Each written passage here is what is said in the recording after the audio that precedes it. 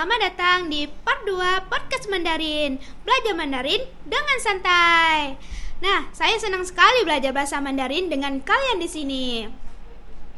Hari ini topik di part 1 dibawa oleh teman saya tadi tentang silsilah keluarga atau bagaimana penyebutan silsilah keluarga seperti ayah, ibu, kakek, nenek, dan kakak atau yang lainnya. Nah, dalam bahasa Mandarin sebutan untuk silsilah keluarga itu cukup berbeda dengan bahasa Indonesia atau bahasa Inggris. Ada perbedaan menurut generasi, jenis kelamin, dan bahkan garis keturunan ayah dan ibu. Kedengarannya mungkin rumit, tapi jangan khawatir. Kita akan menjelaskan tentang sedikit yang paling sederhana tentang silsilah keluarga itu. Kita akan mulai dari kosakata yang paling dasar seperti papa, mama. Nah, lalu secara bertahap itu dilanjutkan oleh kayak kakek, nenek, paman, bibi, seterusnya. Nah, di sini kita ditemani narasumber kita yang membantu kita mempelajari tentang silsilah keluarga. Halo kakak. Halo. Nah, di sini kita memperkenalkan diri dulu ya kakak. Waduminzi Manisa. Baik Kak Manisa. Oke guys, langsung saja kita belajar bahasa Mandarin tentang silsilah keluarga itu. Baiklah, hari ini saya sangat senang bisa menjadi narasumber di podcast ini untuk membahas tentang bagaimana menyebut anggota keluarga dalam bahasa Mandarin, khususnya mulai dari mertua, menantu, anak, cucu, dan cicit. Nah kak, bagaimana penyebutannya tuh? Menantu, anak, cicit, bagaimana penyebutannya tuh? Untuk penyebutannya dalam bahasa Mandarin, mertua dari pihak suami disebut dengan kongkong. Kongkong. Ya. Oh, kongkong. Ya, untuk ayah mertua ya. Dan popo untuk ibu mertua. Popo? Ya. Oh ya.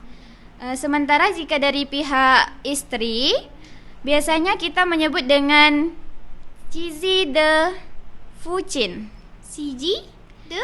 Cizi de Fucin. Siji de Fucin. Sementara jika dari pihak istri, dari pihak kita biasanya bisa disebut dengan Cizi de Fucin dan Cizi de Mucin. Wah, banyak sekali ya kak penyebutannya, padahal sama-sama orang tua. Nah, tadi kan kakak ada penyebutan menantu dan anak.